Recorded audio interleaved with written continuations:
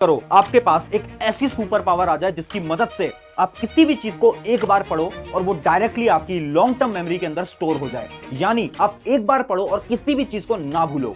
तुमको ऐसा लग रहा है ना कि किसी में मूवी की आपको एक स्टोरी सुना रहा हूं, बट क्या ऐसा करना रियली में पॉसिबल है? तो इसका आंसर है यस। साइंटिफिकली कुछ ऐसे स्टेप्स हैं जिनकी मदद से आप किसी भी चीज को एक बार पढ़ोगे और कभी नहीं भूलोगे। चलिए इन्हीं सब स्टेप्स को डिटेल में समझते हैं। जब इतना कुछ पढ़ा है फिर भी कुछ याद नहीं है। जो हमारी फिजिकल ब्रेन है उसको कैसे स्ट्रॉन्ग किया जाए? जिसकी मेमोरी अच्छी होती है उसे पढ़ाई लिखाई की चीजें, हर चीजें याद रहती हैं। तो हाय एवरीवन, मेरा नाम है Prashant, mentor of thousands of students. पता है आपको दो प्रकार के स्टूडेंट्स होते हैं। एक वो स्टूडेंट जो कि किसी भी चीज को एक बार पढ़ता है और उसके ब्रेन के अंदर, उसकी मेमोरी के अंदर वो चीज हमेशा के लिए स्टोर हो जाती है। जबकि एक और टाइप के स्टूडेंट होते हैं, ये वो स्टूडेंट होते हैं जो कि चीजों को बार बार पढ़ते हैं, 2-3 बार रिवीजन भी करते हैं, बट उसके बाद भी ये किसी भी चीज को याद नहीं कर पाते। अब इन दोनों स्टूडेंट्स के अंदर फर्क क्या होता है? फर्क है कुछ हैबिट्स का। यानी जो स्टूडेंट 1 है ना, ये कुछ ऐसी हैबिट्स को फॉलो कर रहा है बचपन से जिसकी मदद से इसकी मेमोरी पावर, इसकी ब्रेन पावर बहुत ज्यादा स्ट्रांग हो चुकी है। और वो सारी हैबिट्स आपका जो स्टूडेंट 2 है वो फॉलो नहीं कर रहा है। अगर ये स्टूडेंट 2 इन मेथड्स को, इन चीजों को फॉलो कर लेता है ना, तो ये भी स्टूडेंट 1 की तरह ब्रेन इसका स्ट्रांग हो जाएगा, मेमोरी पावर इसकी स्ट्रांग हो जाएगी। सबसे पहले तो आप मुझे कमेंट करके बताओ, क्या आप स्टूडेंट 1 में से हो या फिर स्टूडेंट 2 में से हो? फटाफट से मुझे कमेंट करके बताओ। अब इस वीडियो को बनाने से पहले मैंने बहुत सारी रिसर्च करी, मैंने बहुत सारी ब्रेन रिलेटेड बुक्स पढ़ी और मैंने ब्रेन की थ्योरी को समझने की कोशिश करी। पर उससे मुझे यह पता चला कि आपका ब्रेन काम कैसे करता है। जब भी आप किसी चीज को पढ़ते हो ना, तो सबसे पहले वो चीज जाती है आपकी शॉर्ट टर्म मेमोरी के अंदर। ये मेमोरी ऐसी होती है जो कि अगले दिन ही खत्म हो जाती है। यानी आप किसी भी चीज को पढ़ोगे ना, तो उसका 80% या 90% आप अगले दिन भूल चुके होगे। सिर्फ 10% बचता है। क्यों? क्योंकि ये सारी इंफॉर्मेशन आपकी शॉर्ट टर्म मेमोरी के अंदर थी। अगर आप उसी चीज को 2-3 बार पढ़ते हो तो वो जो प्रोसेस है शॉर्ट टर्म मेमोरी का, वो डायरेक्टली जाता है लॉन्ग टर्म मेमोरी के अंदर। यानी आपकी सारी इंफॉर्मेशन अब लॉन्ग टर्म मेमोरी के अंदर स्टोर हो जाती है। और ये जो लॉन्ग टर्म मेमोरी है ना, ये थोड़ी अलग होती है, क्योंकि ये मेमोरी आप जब मन में चाहो तब आप इस मेमोरी को रिकॉल कर सकते हो, यानी याद कर सकते हो। अब ये जो प्रोसेस है ना, शॉर्ट टर्म मेमोरी से लॉन्ग टर्म मेमोरी के अंदर इंफॉर्मेशन को ले जाना, ये प्रोसेस बहुत ज्यादा कॉम्प्लिकेटेड होता है। बट साइंस ऐसे बोलती है कि 5 सिंपल स्टेप्स हैं, 5 सिंपल हैबिट्स हैं। अगर आप इन हैबिट्स को फॉलो करोगे ना, तो आपका जो प्रोसेस है ना, शॉर्ट टर्म मेमोरी से लॉन्ग टर्म मेमोरी के अंदर इंफॉर्मेशन को ले जाने का, वो बहुत सिंपल हो जाएगा। यानी आप कुछ भी पढ़ोगे और आप कभी नहीं भूलोगे। क्या है वो 5 स्टेप्स? एक एक करके बताता हूं, डिटेल में ध्यान से समझना। सबसे पहले हम बात करते हैं आपके स्टेप नंबर 1 की, जो कि है द मेमोरी वॉक। ये क्या होता है? 2 स्टूडेंट की कहानी से समझाता हूं। दोनों ही स्टूडेंट एवरेज स्टूडेंट थे, दोनों ही पढ़ने में एक जैसे थे, दोनों की मेमोरी पावर भी एक जैसी थी। अब एग्जाम दोनों के पास आ गए थे।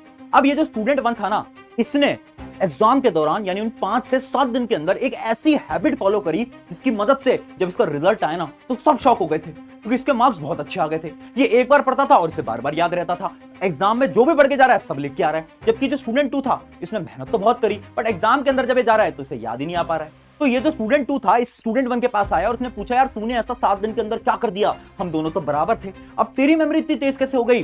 तो इस स्टूडेंट ने बताई एक टेक्निक जिसका नाम है द मेमोरी वॉक। यानी स्टूडेंट ने ये बोला कि मैं हर रोज पता है क्या करता था, मैं सिर्फ अपने 10 मिनट निकालता था और उस 10 मिनट के अंदर अकेले घूमने जाता था। अकेले घूमने जाने इससे क्या फर्क पड़ता है? फर्क पड़ता है। अब वो जो स्टूडेंट था, जब अकेले घूमने जाता था ना, तो वो विजुलाइज करता था उसका पूरा दिन कि आज मेरे साथ आखिर हुआ क्या। आज मैं स्कूल में गया, आज मैंने इस किताब में ये पढ़ा, आज मेरे को एक दोस्त मिलने आया था, मैंने उससे ये बात करी, ये करा, वो करा, वो करा। तो पूरे के पूरे दिन को विजुलाइज करता है अपने ब्रेन के अंदर। कब? जब वो 10 मिनट घूमने जाता है। अब इससे क्या होता है ना, साइंटिफिकली इस टेक्निक से आपके जो ब्रेन के न्यूरॉन्स हैं वो आपस में लिंक करने लगते हैं। और जब वो लिंक करने लगते हैं तो आपकी जो मेमोरी है, आपकी जो थिंकिंग है, वो स्ट्रांग होती जाती है। इसकी मदद से आप इसके बाद जितनी भी चीजें पढ़ने लगोगे आप कभी नहीं भूलने वाले। और यही कॉन्सेप्ट होता है मेमोरी वॉक का। ट्राई करके देखना, 7 दिन के अंदर आपको ऐसा लगने लगेगा कि आपकी मेमोरी पावर स्ट्रांग हो गई है। जो भी आप पढ़ोगे आपको लॉन्ग टर्म तक याद रहने लगेगा। कि बहुत अच्छी एक्सरसाइज है, सारे न्यूरो साइंटिस्ट भी इसको रिकमेंड करते हैं। तो ये तो थी अपनी टेक्निक नंबर 1। अब बढ़ते हैं हमारे स्टेप नंबर 2 की तरफ। स्टेप नंबर 2 है द थीटा वेव्स। अब ये थीटा वेव्स क्या होती हैं और इनसे हम कैसे अपनी ब्रेन पावर, अपनी मेमोरी पावर को स्ट्रॉन्ग कर सकते हैं? एक सिंपल सा कॉन्सेप्ट है, थोड़ा कॉम्प्लेक्स भी है, बट आपको मैं आसान भाषा में समझाने की कोशिश करता हूं। देखो, थीटा वेव्स कुछ ऐसी वेव्स होती है ना जो कि आपकी ब्रेन से जनरेट होती हैं। ये वो वेव्स हैं जो कि आपका ब्रेन जनरेट करता है जब आप सोने जा रहे होते हो। आपने देखा जब आप सोने जाते हो तो आपके दिमाग से कुछ कुछ सिग्नल्स आते हैं, आपके दिमाग में बहुत सारे थॉट्स आने लगते हैं। वही जो सारी वेव्स हैं उन्हीं को हम बोलते हैं क्या? Theta waves. अभी जो थीटा वेव्स है ना, इनका डायरेक्टली रिलेशन होता है आपकी मेमोरी पावर, आपकी क्रिएटिविटी से। यानी अगर इन थीटा वेव्स को तुमने पकड़ लिया इसकी मदद से तुम अपनी मेमोरी भी इंक्रीज कर सकते हो और क्या कर सकते हो, अपनी ब्रेन पावर और अपनी क्रिएटिविटी भी इंक्रीज कर सकते हो। अब आपको करना क्या है, इमेजिन करो आप कभी भी थक गए हो या फिर आपको ऐसा लग रहा है कि यार मेरे दिमाग के अंदर बहुत सारी इंफॉर्मेशन भर चुकी है, मेरा पढ़ने का मन नहीं कर रहा है, मेरे दिमाग के अंदर कोई भी इंफॉर्मेशन स्टोर नहीं हो रही है। तुम्हें क्या करना है, सिर्फ 10 से 15 मिनट का ब्रेक लेना है। उस ब्रेक के अंदर ईयरफोन लगाने, यूट्यूब पे जाना है, सर्च करना है थीटा वेव्स।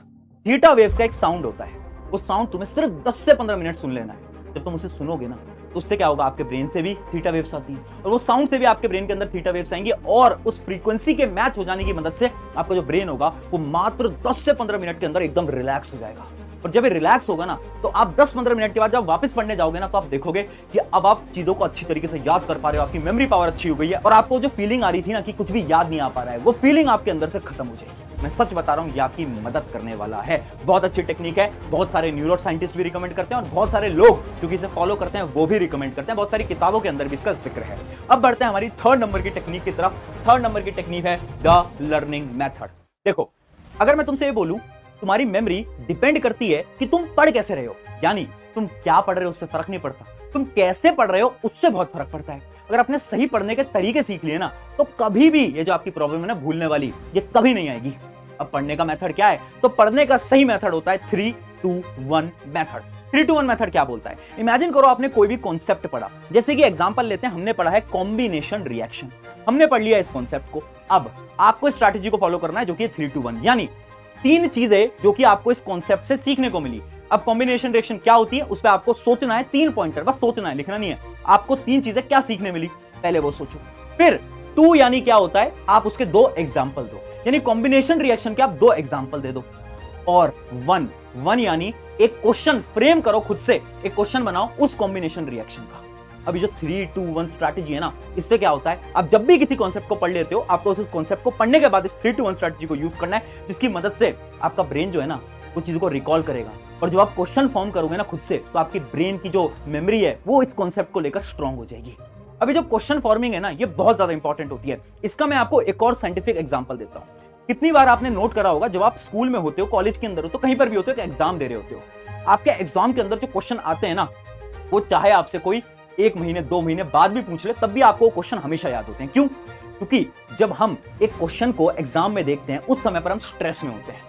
स्ट्रेस में क्या होता है, हमारा एक हार्मोन होता है एड्रेनलिन हार्मोन, वो रिलीज होता है। और एड्रेनलिन हार्मोन से क्या होता है, हमारी जो ब्रेन पावर है, जो हमारी थिंकिंग स्किल्स है, वो फास्ट होने लगती है। हमारी पूरी बॉडी जो होती है उसका ब्लड सर्कुलेशन फास्ट हो जाता है, जिस वजह से एग्जाम के दौरान जो जो क्वेश्चन आप वहां पर देखकर आते हो वो हमेशा आपकी ब्रेन की मेमोरी के अंदर स्टोर हो जाते हैं। होता है ना ऐसा? सच बताना, हुआ होगा।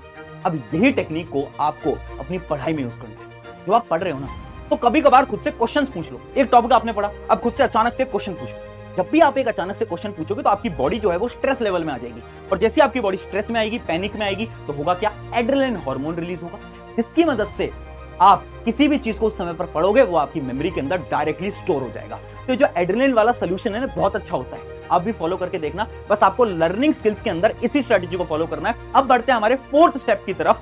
4th स्टेप का नाम है द ब्रेन फूड, यानी क्या कुछ ऐसे खाने हैं जिनको खाने की मदद से हम हमारे ब्रेन को शार्प बना सकते हैं, क्या मेमोरी को शार्प बना सकते हैं। अच्छा एक बात बताओ, तुमने बचपन से तो सुना होगा, तुम्हारे मम्मी पापा बोलते होंगे बादाम खाया करो एग्जाम में जाने से पहले, तो क्या सच में बादाम कुछ काम करता है? तो इसका आंसर है यस। आपका बादाम हो गया या फिर आपकी डार्क चॉकलेट्स हो गई, ये आपकी ब्रेन की मेमोरी को इंक्रीज करता है। अब शॉकिंगली आखिर ये काम कैसे करता है, तो इसके ऊपर बहुत सारी साइंटिफिक रिसर्च हुई और ये पता चला ये जो आपके नट्स होते हैं इनके अंदर होता है विटामिन ई। अभी जो विटामिन ई होता है ना, ये बहुत मदद करता है आपकी बॉडी की। उसके साथ साथ इसके अंदर कुछ एंटीऑक्सीडेंट एजेंट्स होते हैं जो कि आपके ब्लड सर्कुलेशन के फ्लो को इंक्रीज करते हैं, आपके न्यूरोट्रांसमीटर्स को एक्टिव करते हैं। मुझे पता है बहुत भारी बातें समझ नहीं आ रही होंगी, आसान भाषा में समझाता हूं कि आपका जो मेमोरी होती है ना आपके ब्रेन तक, वो न्यूरॉन की मदद से पहुंचती है और इनके बीच को जो लिंक करता है, इन इंफॉर्मेशन को जो लिंक करता है, उसको अपन बोलते हैं न्यूरोट्रांसमीटर। यानी इन चीजों को खाने से आपके जो न्यूरोट्रांसमीटर हैं वो जल्दी जल्दी काम करने लगते हैं। अब सोचो अगर वो जल्दी काम करेंगे तो ऑब्वियसली बात है ना, आपकी जो ब्रेन की फंक्शनिंग, आपकी जो मेमोरी की फंक्शनिंग है वो भी तेज हो जाएगी। यानी आपको ब्रेन फूड्स खाने हैं जब भी आपके एग्जाम है, इससे सच में बहुत मदद मिलेगी। ये था अपना 4था स्टेप। अब बढ़ते हैं आपके लास्ट और फाइनल स्टेप की तरफ, जो कि आपका brain speed is greater than speaking speed. देखो ध्यान से समझना, एग्जाम के दौरान आप कैसे पढ़ाई कर रहे होते हो। हम क्या करते हैं, हम एक किताब उठाते हैं और उसमें हम बोल बोल के पढ़ते हैं। ये मेथड एकदम गलत है। एक आपको एग्जांपल समझाता हूं। अभी स्क्रीन के ऊपर एक चीज आएगी, इसको एक बार बोल बोल के पढ़ो फटाफट से, आपके पास टाइम है और देखो कितने सेकंड के अंदर आप इसको बोल बोल के पढ़ते हो। सबने पढ़ा। अब क्या करो, वापस से वही इमेज आएगी आपकी स्क्रीन के ऊपर और अब आपको क्या करना है, अब आपको बोल बोल के नहीं पढ़ना है, अब आपको अपने दिमाग के अंदर पढ़ना है। एक बार दिमाग के अंदर पढ़ने की ट्राई करो और देखना कितने सेकंड में आप पढ़ पाते हो। ट्राई करा, पता चल गया होगा कि जब हम बोल बोल के पढ़ रहे हैं तो हमें शायद 2 सेकंड 3 सेकंड 10 सेकंड तक लग रहे हैं, बट जब हम दिमाग के अंदर पढ़ रहे हैं मात्र 1 से 2 सेकंड के अंदर पूरा सेंटेंस तुम पढ़ दे रहे हो रहा है नहीं हो रहा है? बिल्कुल हो रहा है। यानी आपकी जो दिमाग की रफ्तार होती है ये बोलने की रफ्तार से बहुत तेज होती है और इसी का ही आपको काम लेना है एग्जाम के दौरान। एग्जाम के समय कभी भी बोल बोल के नहीं पढ़ना है, दिमाग के अंदर पढ़ो, ज्यादा चीजें पढ़ पाओगे और अपने सिलेबस को जल्दी खत्म कर पाओगे। इसके साथ साथ इसके अंदर मैं एक चीज और बताना चाहूंगा कि जब भी आप पढ़ रहे हो ना तो अपने ज्यादा सेंसेस का इस्तेमाल करो। यानी जब भी हम पढ़ रहे हैं दिमाग से तो हम रीड कर रहे हैं, बट अपने हाथ में एक नोटबुक और एक पेन तुम्हारा हमेशा होना चाहिए। जो भी आप पढ़ते जा रहे हो, जो भी आप अपने दिमाग के अंदर रीड कर रहे हो, उसको बगल वाली नोटबुक में रफ में कुछ ना कुछ लिखते रहो। मैं ये नहीं कह रहा सब कुछ लिखो जो कि तुम पढ़ रहे हो, मैं कह रहा हूं वो लिखो जो कि तुम्हें लग रहा है कि इंपॉर्टेंट है, या फिर कुछ भी तुम लिखते चलो। अब इससे क्या होगा, इतना कुछ हम क्यों लिखें? अब इस लिखने से क्या होगा, एक रिसर्च कंडक्ट करी गई थी जिससे यह पता चला, 2 स्टूडेंट्स के ग्रुप थे। एक स्टूडेंट को ग्रुप को यह बोला जाए कि आप बस बैठ के लेक्चर देखो और दूसरे स्टूडेंट के ग्रुप को यह बोला कि आप बैठ के लेक्चर देखो और साथ साथ में आप हाथ में पेन लेके रखो और नोटबुक लेके रखो और आप कुछ भी लिखते जाओ। और पता यह चला कि वो जो लोग हैं ना ग्रुप 2 वाले, वो सारी चीजों को अच्छी तरीके से अपनी मेमोरी के अंदर स्टोर कर पा रहे हैं, जबकि जो ग्रुप 1 वाले स्टूडेंट है ये अच्छी तरीके से स्टोर नहीं कर पा रहे। यानी देखो, याद रखना, जब आप चीजों को साथ साथ में लिखते रहते हो आपका हाथ मूव करता है, जिसकी मदद से आपकी ब्रेन के अंदर चीजें जल्दी स्टोर होती हैं और जो आपकी रिटेंशन होता है, यानी कितने समय तक आप चीजों को याद कर पाते हो, वो भी इंक्रीज होता है।